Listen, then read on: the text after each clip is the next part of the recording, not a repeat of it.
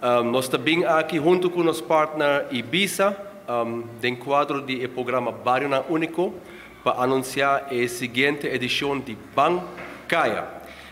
Bancaya, que o pueblo está a reparar, ou está na altura, nós fazemos uma edição de Bancaya no Barrio do Norte. A ideia de Bancaya está para três organizações de bairro. Junto, nós estamos ser caminho, nós estamos criar espaço público onde família não pode junto, jovem, muitos adulto maior, anto por praticar diferentes atividades, entre outros deporte e caminho, mas também atividade cultural, deportivo e também recreacional.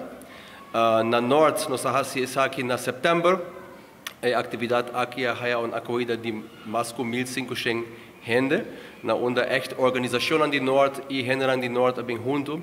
So, é uma bonita experiência e a base disso aqui nós decidimos que nós vamos continuar com o programa Bancaya. Agora que nós vamos fazer depois, dia 10 de dezembro, no bairro de Piedra Plata, a Christmas Edition. Nós queremos o sentimento de Páscoa, riba caminda, mas claro também nós queremos com o programa deportivo, o programa social cultural. Nós fazemos a organização de Paradera Piedra Plata. Esse também é um momento onde gente não pode conhecer outro, gente, família, vizinha, mas também a organização não pode conectar com outro, então depois pode trazer planos para o futuro.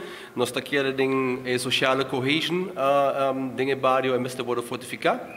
E é um evento muito nice, é dia 10 de setembro, de 4 para 8 horas.